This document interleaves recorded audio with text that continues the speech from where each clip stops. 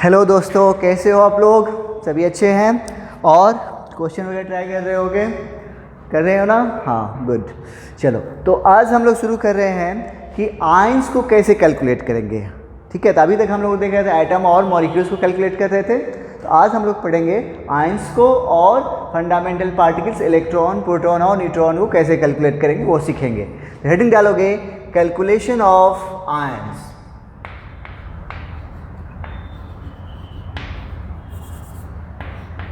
Calculation of ion. हमें क्या करना है? आयन कैलकुलेट करना है। तो कैलकुलेट करना है किसका? आयन को कैलकुलेट करना है। तो पहले हम बात तो ये करें कि आयंस क्या होता है। आयंस क्या है बता सकते हो कोई? हाँ, कोई बोलो। आयंस क्या होता है? Charge bearing species. जिसके ऊपर चार्ज होता है वो क्या कहलाता है? आयंस कहलाता है। अब चार्ज कैसा भी हो, पॉजिटिव हो या नेगेटिव हो, वो क्या कहलाएगा? आयंस ही कहलाएगा। हाँ, ये अलग बात है कि जब पॉजिटिव चार्ज होगा तो उसे हम क्या कहते हैं? कैटायन कहेंगे, और नेगेटिव चार्ज होगा तो एनायन कहेंगे। लेकिन दोनों आते कैटेगरी किस में है? आयंस की कैटेगरी में ही आते हैं। तो क्या लिखेंगे आयंस के बारे में? चार्ज बियरिंग स्पीसीज, है ना? ओके। अच्छा, अब ये आयंस जनरेट कैसे करेंगे हम? तो होता ही है कि आयनिक कंपाउंड, हम लोग आगे चल के एक चैप्टर आएगा हमारा केमिकल बॉन्डिंग, वहाँ पढ़ेंगे कि आयनिक कंपाउंड क्या होता है, कोवेलेंट कंपाउंड क्या होता है। आप लोग जानते भी होंगे थोड़ा बहुत। ठीक है, तो आयंस जो है, तो हमें क्या करना है? एक आयनिक कंपाउंड जो है, इसका मतलब वो नाम से ही पता चल रहा है आयनिक कंपाउंड मतलब क्या होगा? वो आयंस से मिल के बना होगा। तो हम क्या करेंगे? जैसे नमक होता है, नमक क्या है? आयनिक कंपाउंड है। Na उसको जब पानी में डालोगे तो टूट जाता है। किसमें? आयंस में टूटता है। कैसे? Na+ और Cl- में। तो हम कैसे तोड़ेंगे आयनिक कंपाउंड को?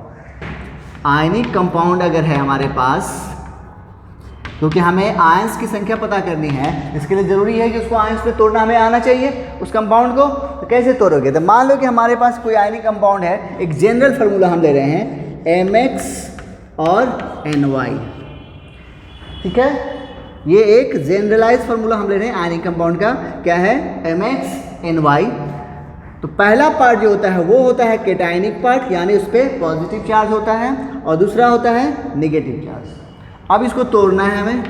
तो तोड़ने में क्या करना है? इसको क्रॉस करना है हमें।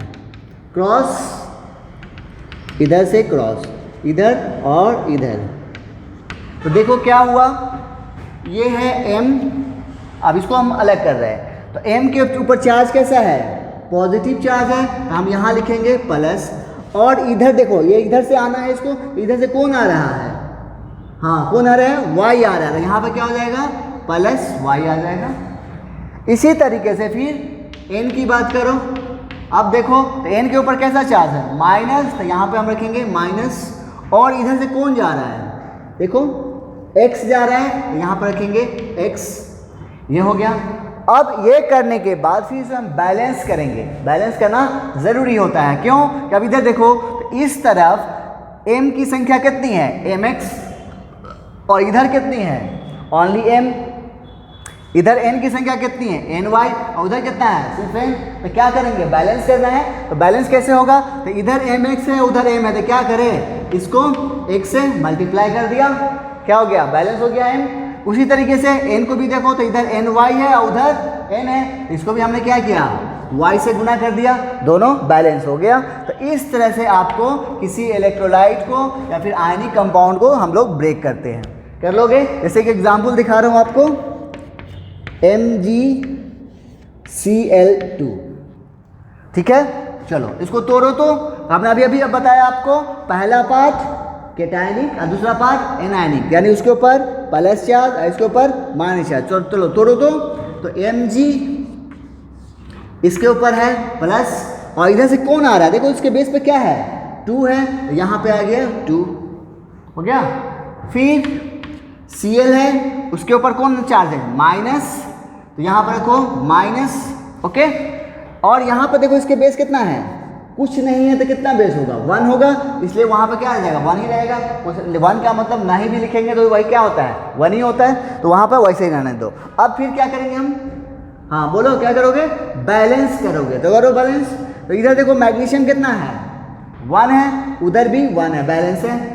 इधर देखो क्लोरीन कितना है, 2 है, उधर कितना है, 1 है। तो क्या करेंगे, इसको 2 से मल्टीप्लाई कर देंगे, ये बैलेंस हो गया। समझ में आया? एक और एग्जांपल दे रहे हैं, AlCl3। अब इसको तोड़ो आप लोग जल्दी से तोड़ के बताओ तो क्या आएगा। हाँ तोड़ लिए, चलो बोलो। इस पे प्लस और इस पे माइनस, क्या करोगे, यहाँ पे एल्युमिनियम इधर से क्या जाएगा, 3 जाएगा, इस पे क्या आएगा +3, और इधर Cl के ऊपर देखो तो यहाँ पे बेस एल्युमिनियम के बेस पे कितना है, 1 है, तो यहाँ पे आएगा 1 -1, यहाँ पर रख देते हैं -1, चलो तुमको आसानी हो जाएगी। और अब फिर क्या करेंगे हम लोग, बैलेंस करेंगे। करो बैलेंस। देखो एल्युमिनियम कितना है, 1, इधर भी 1, क्लोरीन इधर 3, इधर 1, तो बैलेंस है नहीं, तो हम बैलेंस करेंगे, 3 से मल्टीप्लाई कर देंगे, बैलेंस हो गया। तो आपको किसी आयनिक कंपाउंड को हम लोग इस तरह से ब्रेक करते हैं। तो जल्दी से नोट करो और फिर हम इस पर क्वेश्चन करेंगे।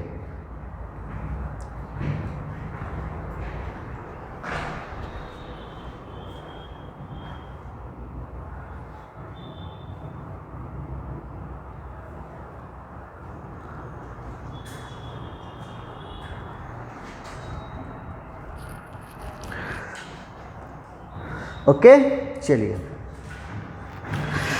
तो एक क्वेश्चन लिखोगे, कैलकुलेट द आयंस एंड, या फिर लिखोगे कैलकुलेट द टोटल आयंस। सीधे डायरेक्ट आयंस ही बोलता है तो इसका मतलब होता है टोटल की बात कर रहा है वो, ठीक है। लिख लो calculate the total ions and each type of ions. लिखोगे calculate the total ions and each types of ions in 9.5 gram of MgCl2। Okay, आपको एक MgCl2 दिया हुआ है और उसका मास दिया हुआ है कितना, 9.5 ग्राम। और अब आपसे पूछ रहा है, 2 तरह की बातें पूछ रहा है कि टोटल आयन बताइए और हर एक टाइप का आयन बताइए, ठीक है। तो कैसे करोगे, तो सबसे पहले आपको करना क्या है, ये इसका जो है जिसका मास दिया है किसका, MgCl2 का, उसका आपको क्या करना होगा, मॉलिक्यूल्स की संख्या निकालनी होगी। पहले आपको क्या करना है, मॉलिक्यूल्स की संख्या निकालोगे। अब मॉलिक्यूल ही टूटेगा तब ना आयंस मिलेगा, तो हमें क्या करना होगा, मॉलिक्यूल्स की संख्या निकालोगे। कैसे, देखो हम कैसे अप्रोच कर रहे हैं उससे देख लो, फिर अगला क्वेश्चन आप लोग खुद से कर लोगे। तो पहले सबसे पहले क्या करोगे, मास दिया है तो मोल निकालोगे। तो मोल बराबर क्या होता है, जब मास दिया होता है तो given mass by molar mass. हाँ, तो मास कितना देखो तो 9.5, और मोलर मास MgCl2 का कितना हो जाएगा, MgCl2 का बोलो कितना होगा, मैग्नीशियम का 24, हाँ वेरी गुड, और क्लोरीन का 35.5, 8 का होता है 35.5। इसमें है कितना, 2 है, 2 से मल्टीप्लाई करो, तो यहाँ पर जोड़ोगे तो आएगा, इस कितना हो गया 71, 71 + 24 कितना हो गया, 95 हो गया। यानी आपको इस MgCl2 का मोलर मास आ गया कितना, 95। तो इसे 95 यहाँ रखो और इसको डिवाइड करो, कितना आ गया, मोल आ गया 0.1 मोल। ओके, अब नंबर ऑफ मॉलिक्यूल्स की संख्या निकालो। नंबर ऑफ मॉलिक्यूल्स बराबर मोल इंटू एवोगैड्रो नंबर, ये होता है। चलो वैल्यू रखो 0.1 इंटू Na, ये हो गया आपको मॉलिक्यूल्स की संख्या आ गई। क्यों, कौन सी मॉलिक्यूल्स की, MgCl2 की। लेकिन हमें ये तो पूछा नहीं है, हमें क्या पूछा है, आयंस पूछा है। हमें क्या करना पड़ेगा, आयंस निकालना पड़ेगा। तो सबसे पहले हमें क्या करना पड़ेगा, MgCl2 को तोड़ना पड़ेगा, किसमें, आयंस में। तोड़ने का तरीका हम अभी बताए हैं, कैसे तोड़ोगे, ऊपर प्लस और नीचे इधर माइनस, फिर क्या करेंगे, क्रॉस कराएंगे। तो यहाँ पे क्या हो जाएगा, Mg+2 और इधर 2Cl- होगा। चलो अब यहाँ पे देखो तो आयंस कितने मिल रहे हैं, 2 टाइप के आयन मिल रहे हैं। एक मैग्नीशियम आयन और दूसरा क्लोराइड आयन। आयंस के टाइप कितने हैं? 2 टाइप के। और टोटल आयंस की बात करो कितना है? एक मैग्नीशियम आयन और 2 क्लोराइड आयन, टोटल 3। तो ए अब यहाँ पे हमें दोनों क्वेश्चन बनाना था। पहले टोटल आयंस की बात करेंगे। टोटल आयंस, तो देखो एक MgCl2 टोटल आयंस कितना दे रहा है? एक MgCl2 टोटल आयंस कितना दे रहा है? 2 + 1 3। तो एक MgCl2 3 आयंस देता है, तो इतना MgCl2 कितना देगा? बोलो। एक देता है 3, तो इतना MgCl2 की संख्या आपके पास कितनी है? इतनी है। तो इतना कितना देगा? तो क्या करेंगे? 3 से मल्टीप्लाई कर देंगे। तो 3 × 0.1 × Na, ये हो गया आपको पहला का आंसर, जब टोटल आयंस की संख्या। दूसरा क्या पूछा है? देखो ईच टाइप, यानी हमारे पास कितने टाइप के हैं? 2 टाइप के हैं। तो बात करें मैग्नीशियम आयन का, तो नंबर ऑफ मैग्नीशियम आयन बोलो कितना हो जाएगा? तो एक MgCl2 एक मैग्नीशियम आयन देता है। एक MgCl2 एक मैग्नीशियम आयन देता है, तो इतना MgCl2 कितना देगा? बोलो। 1 2 मल्टीप्लाई कर देंगे, यानी कितना हो जाएगा? 1 × 0.1 × Na। ये हो गया किसका? मैग्नीशियम आयन का। दूसरा chloride ion, number of chloride ion बोलो कितना होगा? अब तो समझ गए होगे, बता दो जल्दी से। हाँ, क्या करोगे? एक MgCl2 कितना क्लोराइड आयन दे रहा है? 2 दे रहा है, तो इतना कितना देगा? 2 से मल्टीप्लाई कर देंगे। 2 × 0.1 × Na, ये हो गया इसका आंसर, दूसरा वाला आंसर। ठीक है, तो आपको इलेक्ट्रोलाइट में के कंडीशन में आप कैसे आयंस निकालोगे, हमें संख्या कैसे निकालना है हमें समझ में आ गया। क्या करना है? जब मास दिया होगा तो पहले मॉलिक्यूल्स की संख्या निकालोगे, क्योंकि वही टूटेगा तब ना आयंस देगा। तो हमें उसकी संख्या तो मालूम होनी चाहिए कि वो कितना देगा। तो एक कितना दे रहा था वो हमने निकाल लिया, और फिर जितना दिया हमारे पास मॉलिक्यूल्स की संख्या थी उस तरह से हमने क्या किया? मल्टीप्लाई कर दिया। हमें सभी आयंस के पर्टिकुलर भी आ गए और टोटल भी आ गए। ठीक है, तो जल्दी से नोट करो, फिर अगला टॉपिक देखते हैं इसमें।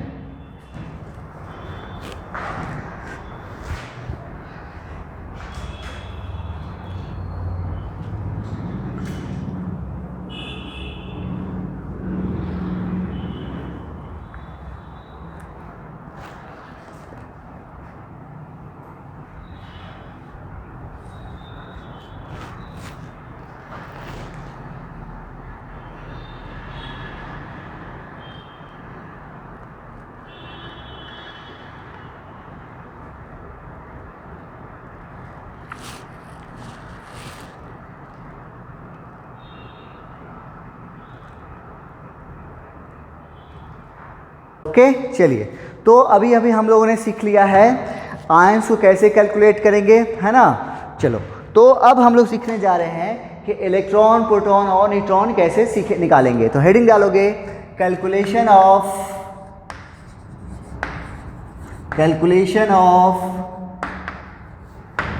Electron, proton and neutron. ये 3 चीज़ हमें इनकी संख्या निकालनी है। तो सबसे पहले तो हम क्या करेंगे? एक रिप्रेजेंटेशन हमें मालूम होना चाहिए।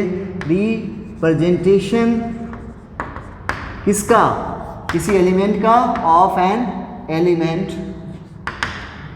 वो किस टाइप का होगा? कुछ इस टाइप से होता है, X Z A। कभी कभी आपको कहीं कहीं इस टाइप से भी दिया होता है, X Z और A। तो अब दोनों में से कोई बात नहीं है, फर्क नहीं पड़ता। ठीक है, तो यहाँ पे ये सब क्या है? यहाँ पे A होता है मास नंबर। A क्या है? मास नंबर है। Z क्या है? Z है आपको एटॉमिक नंबर। और X क्या है? ये है सिंबल। ये क्या है? सिंबल है किसका? Of an element. किसी एलिमेंट का ये सिंबल है। तो हम किसी एलिमेंट को इस टाइप से रिप्रेजेंट करते हैं। जैसे एग्जांपल देखो आप, सोडियम 11 और 23। अब ऐसे लिखा हुआ तो इसका क्या मतलब हुआ, आपने क्या क्या समझा यहाँ से? यहाँ से हमें मालूम हो गया कि सोडियम का सिंबल क्या है, Na है, और 11 क्या है, सोडियम का एटॉमिक नंबर है, और 23 क्या है, इसका मास नंबर है। एक एग्जांपल और ले लो, 1H1। अब यहाँ पर गौर करो, बताओ क्या हुआ। हाइड्रोजन का सिंबल क्या है, H है, 1 क्या है, इसका एटॉमिक नंबर है, और 1 क्या है, इसका मास नंबर है। समझ में आ गया? तो जल्दी से नोट करो, फिर आगे बताते हैं इसको।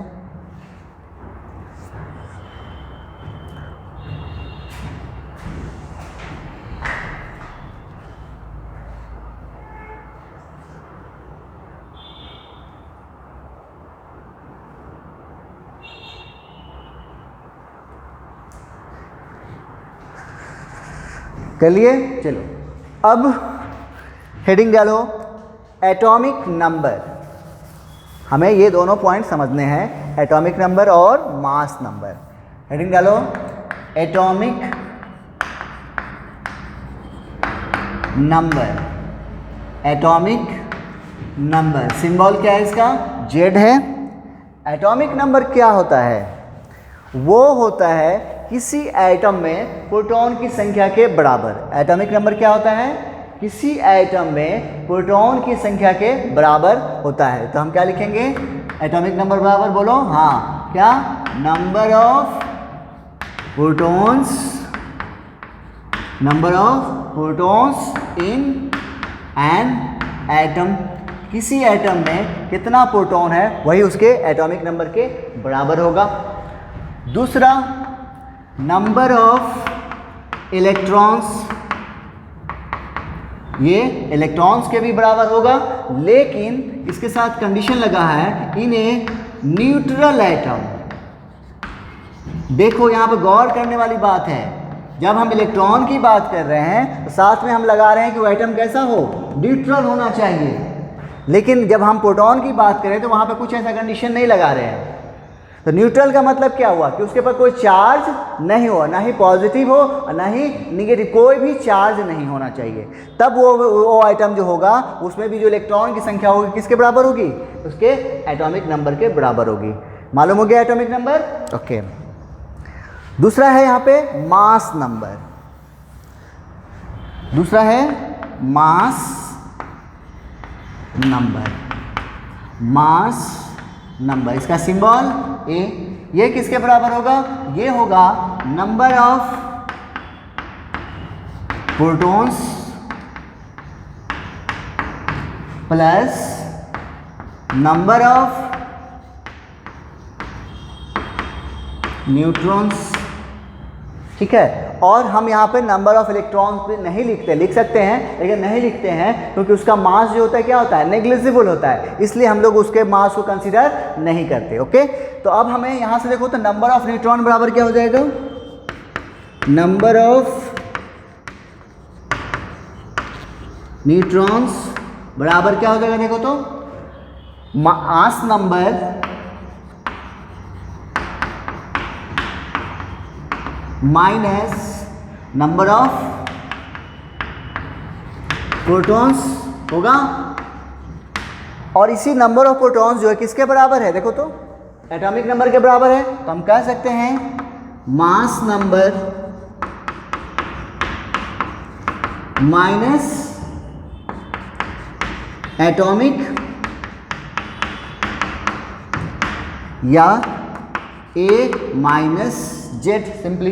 यानी हमें जब न्यूट्रॉन की संख्या निकालनी होगी तो हमें क्या करना होगा, उसके मास नंबर से एटॉमिक नंबर को क्या करना होगा, घटाना पड़ेगा। लेकिन जब हमें प्रोटॉन की संख्या निकालनी होगी तो वो क्या होगा, उसके एटॉमिक नंबर के डायरेक्टली प्रोपोर्शनल होगा, यानी उसके बराबर हो जाएगा। लेकिन इलेक्ट्रॉन की संख्या के साथ एक बात हमें ध्यान रखना होगा कि वो आइटम क्या हो, न्यूट्रल हो। अगर वो न्यूट्रल है तो उसकी भी संख्या उसके एटॉमिक नंबर के बराबर होगी। इसको नोट कर लो, फिर इसको एग्जाम्पल से आपको समझाते हैं।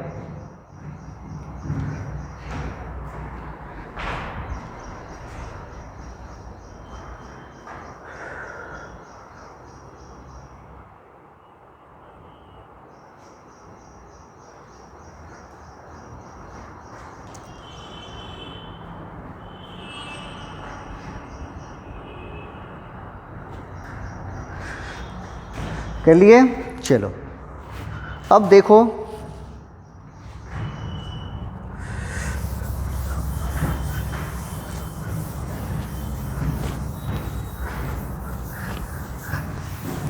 एग्जाम्पल हमने लिया है, यहाँ पे हमारे पास है कार्बन। अब इसमें हम इस कार्बन में हमें 3 चीज़ पता करना है, इलेक्ट्रॉन, प्रोटॉन और न्यूट्रॉन।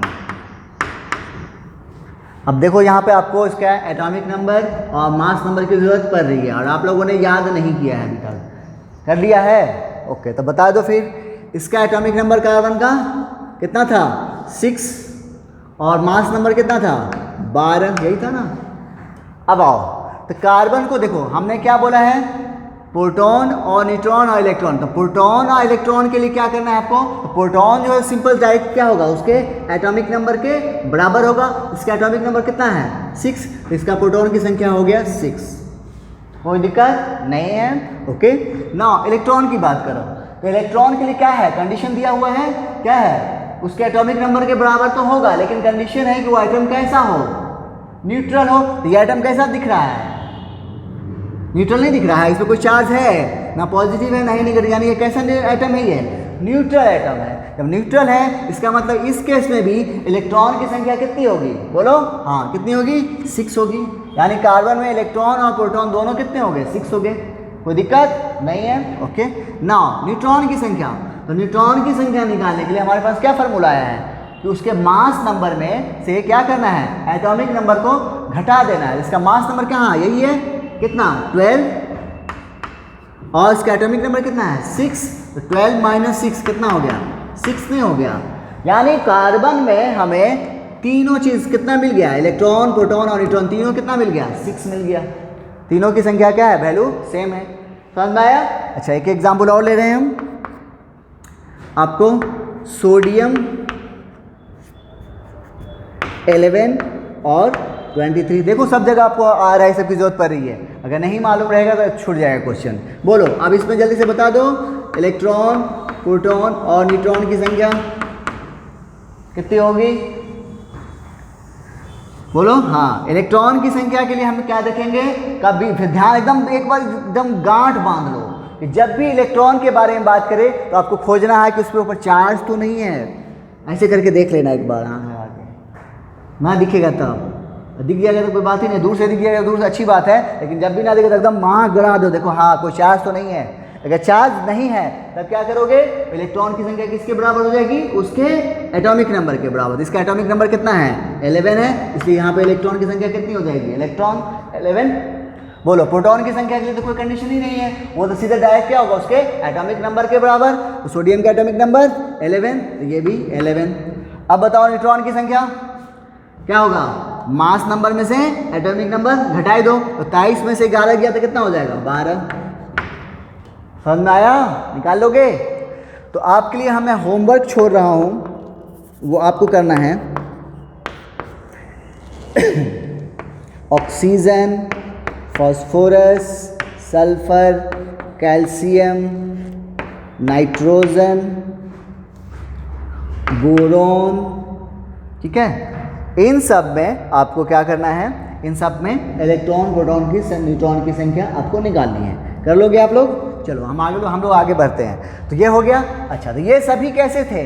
न्यूट्रल स्पीसीज पे हम लोग बात कर रहे थे। अब हम लोग देख रहे हैं चार्ज वाले पे। जैसे अब हमारे पास एग्जाम्पल है Na+। क्या है? Na+।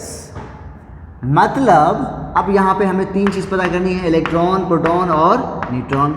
और आपको दिया क्या है? सोडियम आयन दिया हुआ है। तो बताइए दो फिर, तो प्रोटॉन की संख्या क्या होगी? उसके एटॉमिक नंबर के बराबर में। ये तो हम लोग जानते हैं। तो सोडियम का एटॉमिक नंबर बोलो। हाँ, कितना? 11, इसलिए प्रोटॉन की संख्या 11। न्यूट्रॉन के साथ कोई कंडीशन थी? नहीं थी, यानी उसके मास नंबर में से एटॉमिक नंबर को क्या करना है? घटाना है। तो 23 में से 11 गया 12। न्यूट्रॉन की संख्या भी हो गई, कोई दिक्कत नहीं है, 12 हो गई। अब इलेक्ट्रॉन की बात करो, तो इलेक्ट्रॉन के साथ तो कंडीशन लगा हुआ है। क्या लगा हुआ है? कि वो एटम कैसा हो? न्यूट्रल हो। कैसा हो? न्यूट्रल हो। तो लेकिन ये एटम न्यूट्रल नजर आ रहा है, इसके ऊपर कैसा चार्ज है? पॉजिटिव चार्ज है, इसका मतलब ये तो न्यूट्रल नहीं है, तो ये क्या है, चार्ज स्पीसीज है। तब क्या करेंगे, तो पॉजिटिव चार्ज होगा या फिर नेगेटिव चार्ज होगा, है ना, क्या होगा, इधर पॉजिटिव होगा या फिर निगेटिव होगा। तो क्या मतलब है, पॉजिटिव चार्ज का मतलब होता है कि इलेक्ट्रॉन निकल गया। पॉजिटिव चार्ज का मतलब ये है कि उसमें से इलेक्ट्रॉन निकल गया, या फिर उसको दूसरे तरीके से समझ सकते हो कि उसमें एक प्रोटॉन की संख्या बढ़ गई, ऐसे भी समझ सकते हैं हम, क्योंकि प्रोटॉन तो निकलेगा नहीं, निकलेगा इलेक्ट्रॉन। तो पहले जितना इलेक्ट्रॉन था उसमें यहाँ पर एक पॉजिटिव चार्ज का मतलब यह है कि सोडियम के पास इलेक्ट्रॉन के कंपेयर में प्रोटॉन की संख्या क्या है, एक ज़्यादा है। एक पॉजिटिव चार्ज का मतलब ये होता है। या इतना नहीं समझ सकते हो तो सिंपल समझ लो कि पॉजिटिव चार्ज का मतलब इलेक्ट्रॉन निकल गया और नेगेटिव चार्ज का मतलब इलेक्ट्रॉन आ गया। पॉजिटिव का मतलब चला गया, इलेक्ट्रॉन का मतलब, नेगेटिव का मतलब आ गया। पॉजिटिव का मतलब चला गया, नेगेटिव का मतलब आ गया। पॉजिटिव का मतलब हाँ चला गया और नेगेटिव का मतलब आ गया। अब समझ में आ गया, ओके। अब जितना पॉजिटिव चार्ज होगा उतना इलेक्ट्रॉन गया, और जितना नेगेटिव होगा उतना इलेक्ट्रॉन आया। जितना पॉजिटिव होगा उतना गया, जितना नेगेटिव होगा उतना आया। अब देखो इसमें पॉजिटिव कितना नजर आ रहा है, एक आ रहा है। तो आपको करना क्या है, इलेक्ट्रॉन की संख्या जब निकालनी होगी चार्ज स्पीसीज में, तो पहले आप उसको चार्ज को भूल जाओगे।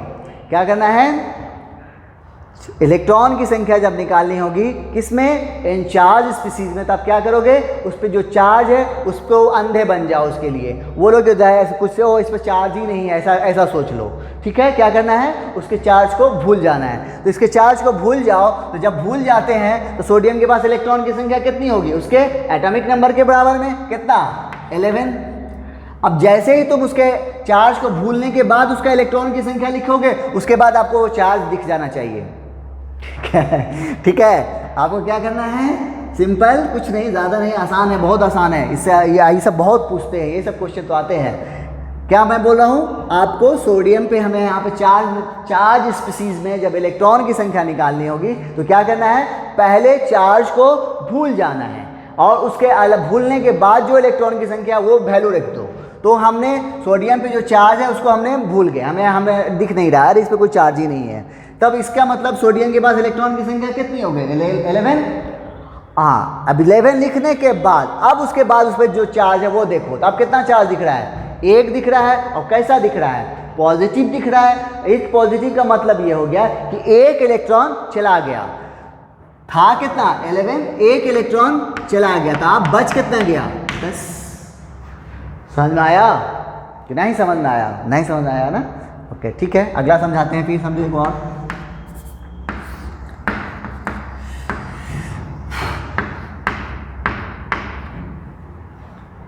यहाँ पे है फॉस्फोरस और उस पर चार्ज है -3, और यहाँ पे आपको फिर 3 चीज़ें पूछी गई है, इलेक्ट्रॉन, प्रोटॉन और न्यूट्रॉन। ध्यान से रखो, हम लोग अभी एटम की बात कर रहे हैं, एटम के अंदर बात कर रहे हैं, फिर एक मॉलिक्यूल्स में भी बात करेंगे। तो ये समझ में आ गया तो वहाँ आराम से समझ में आ जाएगा, ठीक है। हमें क्या करना है, हमने आपको क्या बताया है, प्रोटॉन की संख्या और न्यूट्रॉन की संख्या के लिए हमें चार्ज की कोई मतलब नहीं है। तो बताइए, प्रोटॉन की संख्या इसमें कितनी होगी, फॉस्फोरस में, उसके एटॉमिक नंबर के बराबर में, और उसका एटॉमिक नंबर हाँ कितना, जल्दी बताओ ना तो मोबाइल में घुस के मारेंगे, बोलो जल्दी, कितना, 15। वेरी गुड, ये हो गया। अब इसका फॉस्फोरस में प्रोटॉन की संख्या कितनी हो गई, 15 हो गई, ओके। बोलो न्यूट्रॉन की संख्या, इसका मास नंबर बताओ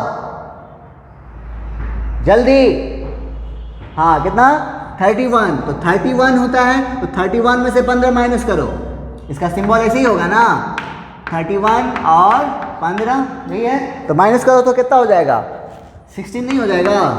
यानी आपको फॉस्फोरस में प्रोटॉन की संख्या 15, न्यूट्रॉन की संख्या 16। अब आइए इलेक्ट्रॉन पे, क्या करेंगे, हमने आपको क्या बताया है ट्रिक, आपको उसके ऊपर जो चार्ज है उसे भूल जाना है। हमने चार्ज को भूल गए, जब चार्ज को भूल गए तब इलेक्ट्रॉन की संख्या क्या होगा, उसके एटॉमिक नंबर के बराबर में। इसका एटॉमिक नंबर कितना है, 15, तो यहाँ पर हम लिखेंगे 15। अभी चूंकि स्टार्टिंग है तो आप लोग ऐसे करो, फिर आपको जैसे प्रैक्टिस हो जाएगी तो इसे करने की जरूरत नहीं पड़ेगी, ठीक है। तो इलेक्ट्रॉन की संख्या क्या हो गया, उसके एटॉमिक नंबर के बराबर में। लेकिन ये कब हुआ, जब हमने उसके चार्ज को भूल गए, ठीक है। अब 15 तो लिख दिया, अब इसके पास अब आप बता रहे हैं इसके नेचुरल एक्चुअल कंडीशन पे आइए। अब इस पर क्या दिख रहा है, चार्ज दिख रहा है, कैसा कैसा, निगेटिव, कितना, 3, -3 है। -3 का मतलब है कि 3 इलेक्ट्रॉन आ गया, -3 का मतलब है 3 इलेक्ट्रॉन आ गया। या फिर दूसरे तरीके से समझे इसको, तो इसमें इस कंडीशन में फास्फोरस के पास इलेक्ट्रॉन 3 इलेक्ट्रॉन ज़्यादा है, किससे, फास्फोरस से। तो आपको क्या करना है, तो पहले हम क्या करेंगे, चार्ज को भूल जाएंगे और उसके एटॉमिक नंबर के बराबर इलेक्ट्रॉन की संख्या लिख देंगे, ठीक है। अब उस पर जो चार्ज होगा पॉजिटिव होगा तो घटाएंगे, निगेटिव होगा तो जोड़ेंगे। तो कितना निगेटिव नजर आ रहा है, 3 निगेटिव आ रहा है। इसका मतलब यहाँ पे हुआ कि 3 इलेक्ट्रॉन आ गया, तो कितना हो गया, 18 हो गया।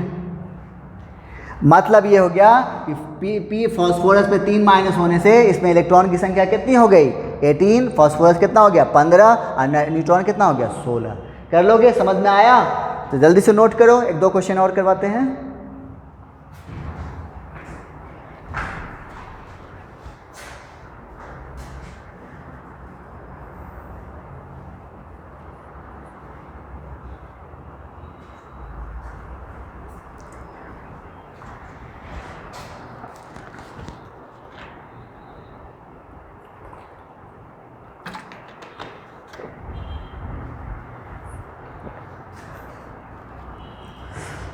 कर लिए, चलो अब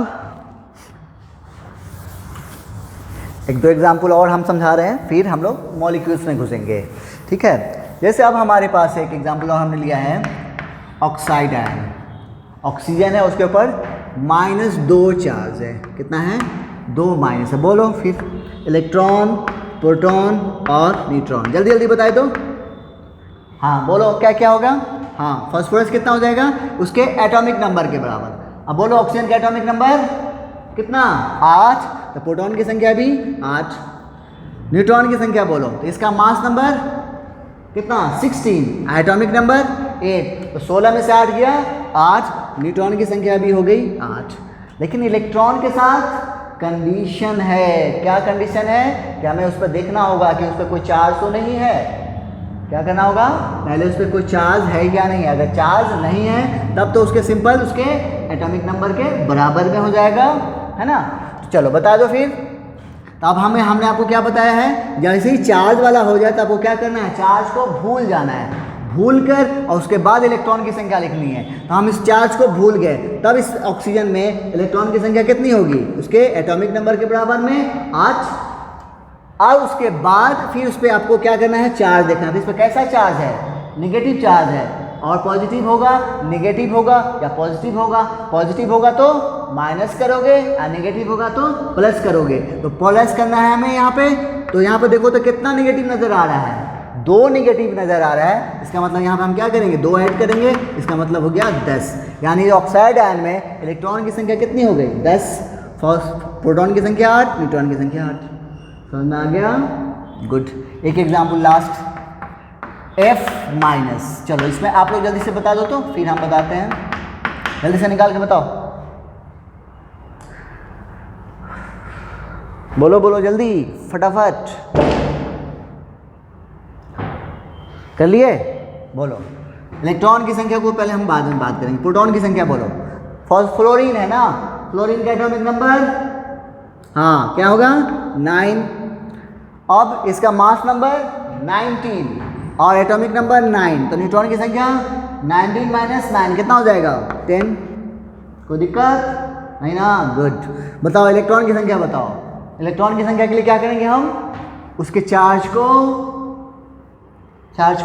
भूल जाएंगे, चार्ज को भूल गए, और उसके बाद उसके एटॉमिक नंबर के बराबर इलेक्ट्रॉन होगा, तो इसका एटॉमिक नंबर कितना, 9, गुड।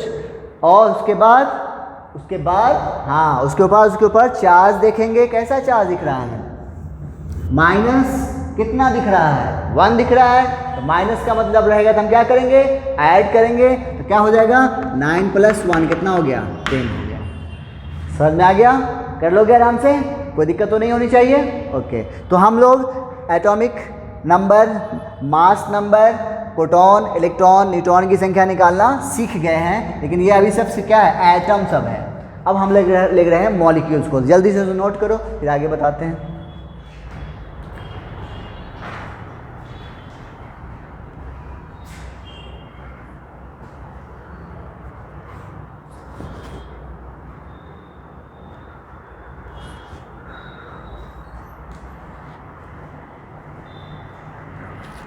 कर लिए?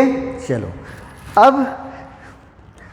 अब हम लोग ले रहे हैं मॉलिक्यूल्स को, ठीक है।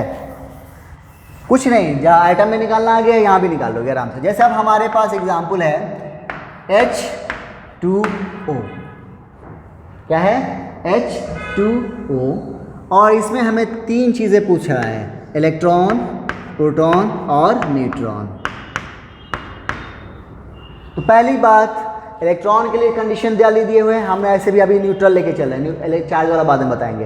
तो देखो तो कोई चार्ज भी नहीं है, तो इलेक्ट्रॉन की संख्या बताओ क्या होगा। तो इसमें देखो, इसमें कौन कौन है, हाइड्रोजन भी है और ऑक्सीजन भी है ना। तो इसमें हाइड्रोजन का एटॉमिक नंबर 1, तो यहाँ पर हाइड्रोजन एटम कितना नजर आ रहा है, 2, तो एक हाइड्रोजन में एक इलेक्ट्रॉन, तो 2 में कितना, हाँ कितना हो जाएगा, 1 × 2।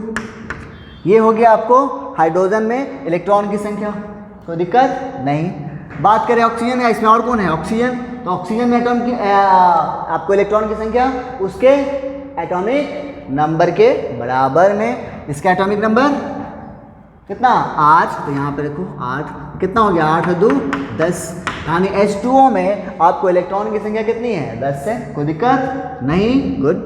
चलिए प्रोटॉन की संख्या बता दो। तो प्रोटॉन की संख्या भी क्या होगी, एक हाइड्रोजन में एक, उसके एटॉमिक नंबर कितना है, 1 है, तो एक में एक, 2 हाइड्रोजन में 1 × 2।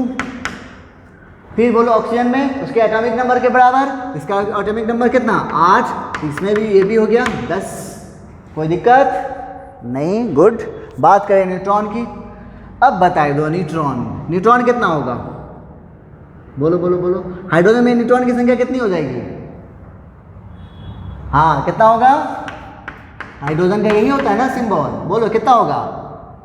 न्यूट्रॉन की संख्या कैसे निकालते हैं, मास नंबर में से एटॉमिक नंबर घटाते हैं, तो 1 में से 1 गया 0, यानी हाइड्रोजन में कोई न्यूट्रॉन नहीं होता है, तो क्या हो जाएगा 0। प्लस ऑक्सीजन में इसका कितना होता है, मास नंबर 16, एटॉमिक नंबर 8, 16 - 8 कितना हो गया 8, तो कितना हो गया 8, यानी H2O में इलेक्ट्रॉन 10, प्रोटॉन 10 और न्यूट्रॉन 8। कर लोगे, समझ में आ गया, ओके गुड। देखते हैं फिर CO2 में बता दो, जल्दी जल्दी जल्दी से बताओ तो, हाँ निकाल लिए, बोलो। कार्बन में इलेक्ट्रॉन की संख्या देखो, यहाँ पे भी कोई चार्ज वाला हम लोग नहीं ले रहे हैं, चार्ज है भी नहीं इस पे, चार्ज नहीं है तो इलेक्ट्रॉन की संख्या निकालना तो बहुत आसान हो जाता है फिर, है ना। तो देखो कार्बन का एटॉमिक नंबर 6, तो इसका मतलब कार्बन में इलेक्ट्रॉन की संख्या 6, कोई दिक्कत नहीं, ओके। ऑक्सीजन की बात करो, ऑक्सीजन का एटॉमिक नंबर 8 है ना, और इस पर कोई चार्ज भी नहीं है, इसका मतलब इलेक्ट्रॉन की संख्या उसके एटॉमिक नंबर के बराबर, तो एक ऑक्सीजन में 8, तो यहाँ पर ऑक्सीजन एटम है कितना 2, तो 8 × 2 हो गया, और कोई है नहीं तो जोड़ दो, तो कितना हो गया 8 दूना 16, 6 22, यानी CO2 में इलेक्ट्रॉन की संख्या कितनी हो गई 22 हो गई, कोई दिक्कत नहीं, गुड। चलो बता दो प्रोटॉन की संख्या, और प्रोटॉन की संख्या फिर कार्बन के एटॉमिक नंबर 6 और ऑक्सीजन के एटॉमिक नंबर बोलो, हाँ 8, तो 8 × 2 कितना हो गया, ये भी हो गया 22। न्यूट्रॉन की संख्या बोलो बोलो, हाँ कार्बन का मास नंबर 12, एटॉमिक नंबर 6, तो 12 में से 6 गया 6, यानी कार्बन में न्यूट्रॉन की संख्या कितनी 6। कुछ नहीं जी, जो हम लोग एक एटम को लेके बना रहे थे ना, उसी को अब क्या करना है, सबको एक साथ लेके कर दिया है, मॉलिक्यूल बन गया है। अब उसी को सबको अलग अलग किए हुआ है, तो हम क्या करें, सबको अलग अलग करके लिख के जोड़ दे रहे हैं, वही तो कर रहे हैं, देखो ना। तो यहाँ पे अब हम लोग अभी पहले निकाले थे ना कार्बन का, अब यहाँ पे फिर कार्बन का निकाल दिए, तो न्यूट्रॉन में कितना हो जाएगा, तो इसका कार्बन का मास नंबर 12, हाँ एटॉमिक नंबर 6, तो 12 में से 6 गया 6। ऑक्सीजन का बोलो, ऑक्सीजन का एटॉमिक नंबर 8, मास नंबर 16, तो 16 में से 8 गया 8, तो एक ऑक्सीजन में न्यूट्रॉन की संख्या 8, तो 2 में कितना हो गया इंटू 2, तो कितना हो गया 22। यानी CO2 में इलेक्ट्रॉन, प्रोटॉन और न्यूट्रॉन तीनों क्या हो गया बराबर हो गया। कोई दिक्कत? कर लोगे आराम से। तो आपको होमवर्क दे रहे हैं यहाँ पे NH4 प्लस, नहीं अभी चार्ज वाला तो बता ही नहीं आपको, रुक जाओ पहले हम होमवर्क करना तुम लोग घर पे। चलो तो ये हो गया आपको बिना चार्ज वाला, हमने चार्ज वाला करके आपको बताते हैं, तो जल्दी से नोट करो।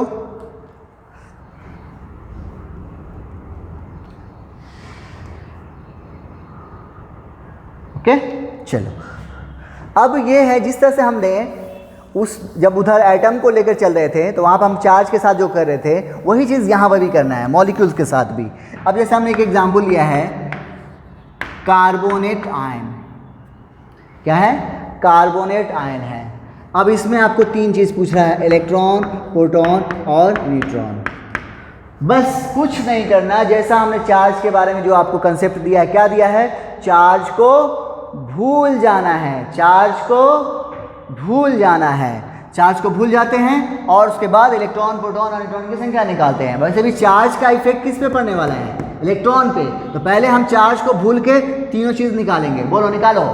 इलेक्ट्रॉन की संख्या जब चार्ज नहीं है तो बोलो कार्बन में कितना हो जाएगा, उसके एटॉमिक नंबर के बराबर में कितना, इसका एटॉमिक नंबर 6। चलो ऑक्सीजन का बोलो एटॉमिक नंबर 8, तो इलेक्ट्रॉन की संख्या भी 8, और इसमें एटम की संख्या कितनी है, ऑक्सीजन एटम की संख्या कितनी है, देखो कितना है 3, तो 8 इंटू 3। ये हो गया जब हमने चार्ज को भूल गया। अभी ऐसे ही रहने दो। चलो प्रोटॉन की संख्या बोलो, कार्बन का एटॉमिक नंबर 6, तो प्रोटॉन की संख्या 6, ऑक्सीजन का एटॉमिक नंबर 8, तो प्रोटॉन की संख्या 8, कितना है यहाँ पे ऑक्सीजन एटम 3, 8 इंटू 3। अब इसके ऊपर तो चार्ज का कोई फर्क नहीं पड़ेगा, तो हम क्या करेंगे, जोड़ देंगे, सिंपल क्या हो जाएगा बोलो, 8 त्रिक 24 6 30, यानी इसमें कार्बोनेट आयन में प्रोटॉन की संख्या हो गई 30। कोई दिक्कत नहीं। ओके चलो न्यूट्रॉन की संख्या बोलो, कार्बन में कितना हो जाएगा, इसका मास नंबर 12, एटॉमिक नंबर 6, 12 में से 6 गया 6। बोलो ऑक्सीजन में बोलो, इसका मास नंबर 16, एटॉमिक नंबर 8, तो 16 में 8 कितना हो गया 8। तो एक ऑक्सीजन में न्यूट्रॉन की संख्या 8, तो 3 में कितना हो गया 3, कितना हो गया, इसमें भी हो गया, ये भी हो गया 30। तो प्रोटॉन न्यूट्रॉन पे तो चार्ज का कोई मतलब नहीं है। इलेक्ट्रॉन की बात करें तो अभी जो ये जो वैल्यू नजर आ रहा है ये तब आ रहा है जब हम इसको क्या कर दिए, भूल गए। इस चार्ज को हमको अभी नहीं दिख रहा, दिख रहा है आपको, दिख रहा नहीं, दिख रहा, हाँ अब दिख रहा है, हाँ चलो। तो हमको क्या किया, हमने इसको भूल कर हमने ऐसा किया। अब भूल कर ऐसा, अब इस पर चार्ज दिखने लग गया। कैसा दिख रहा है, 2 माइनस दिख रहा है। 2 माइनस का मतलब, हाँ माइनस का मतलब 2 इलेक्ट्रॉन, माइनस का मतलब इलेक्ट्रॉन आ गया। और कितना माइनस है, 2 माइनस है, इसका मतलब 2 इलेक्ट्रॉन आ गया। तो क्या करोगे, जोड़ दोगे, तो कितना हो गया, देखो तो 32 हो गया। समझ में आ गया कैसे निकालोगे चार्ज स्पीशीज पे। एक क्वेश्चन और मैं कर रहा हूँ, फिर आपको करना है। SO4 डबल माइनस, इसमें इलेक्ट्रॉन, प्रोटॉन और न्यूट्रॉन निकालना है। बोलो फिर इसको क्या करोगे, भूल जाओगे, भूल कर निकालो। चलो सल्फर में बोलो इलेक्ट्रॉन की संख्या, अभी हम लोग चार्ज को भूल गए हैं, ठीक है। बोलो क्या हो जाएगा, बोलो, हाँ सल्फर का एटॉमिक नंबर 16, तो इलेक्ट्रॉन की संख्या 16। ऑक्सीजन का एटॉमिक नंबर 8, तो इलेक्ट्रॉन की संख्या 8। इसमें ऑक्सीजन एटम कितना है 4, तो 8 इंटू 4 कितना हो गया, देखो तो, और सॉरी अभी ये इलेक्ट्रॉन भी चार्ज वाला है, इसको ऐसे ही रहने दो, ठीक है। अब बोलो प्रोटॉन की संख्या बोलो, सल्फर का एटॉमिक नंबर 16, तो 16। ऑक्सीजन का एटॉमिक नंबर 8, और यहाँ पे कितना है ऑक्सीजन एटम 4, 8 इंटू 4 कितना हो गया, देखो तो 8 4, 8 into 4 32।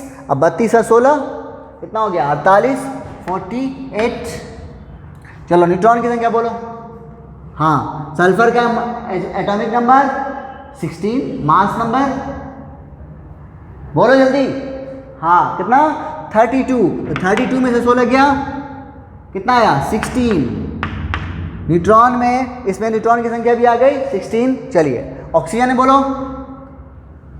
16 mass number, atomic number 8, तो 16 में से 8 गया 8, तो 8 गुने 4, ये भी हो गया 48। ये दोनों में तो चार्ज का कोई फर्क नहीं पड़ेगा। इसकी बात करें, बोलो ये जब आया, कब आया? जब हमने चार्ज को छोड़ दिया, भूल गए। लेकिन इस पर ऐसा तो हम कर नहीं सकते, क्योंकि हमें यहाँ दिया हुआ है वो चार्ज स्पीसीज है, तो उस पर कैसा चार्ज दिख रहा है? नेगेटिव चार्ज दिख रहा है। कितना दिख रहा है? 2 दिख रहा है। कैसा? माइनस। 2 माइनस का मतलब ये हो गया कि 2 इलेक्ट्रॉन, हाँ 2 इलेक्ट्रॉन आ गया, तो क्या करेंगे हम यहाँ पे? जोड़ देंगे। तब देखो तो कितना हो जाएगा? 50 नहीं हो जाएगा? समझना गया? इलेक्ट्रॉन प्रोटॉन न्यूट्रॉन की संख्या निकालना दोनों तरीके से हम लोग निकाल लिए, एक बिना चार्ज वाले पे भी, चार्ज वाले पे भी, एटॉमिक फॉर्म में भी और मॉलिक्यूलर फॉर्म में भी। ठीक है, तो आपको होमवर्क दे रहे हैं, इसमें आपको करना है NH4 plus CO plus CN minus NH3 H3O plus, इतना काफ़ी है। इन तीनों में सब में आपको क्या फाइंड करना है? इलेक्ट्रॉन, प्रोटॉन और न्यूट्रॉन की संख्या फाइंड करके आनी है। ये फाइंड कर लेंगे तो नेक्स्ट क्लास में हम लोग इस पे क्या करेंगे? कुछ न्यूमेरिकल बनाएंगे। ठीक है, तो मिलते हैं हम लोग अगले क्लास में। तो आप लोग का होमवर्क तो दिया ही है, लेकिन साथ साथ आप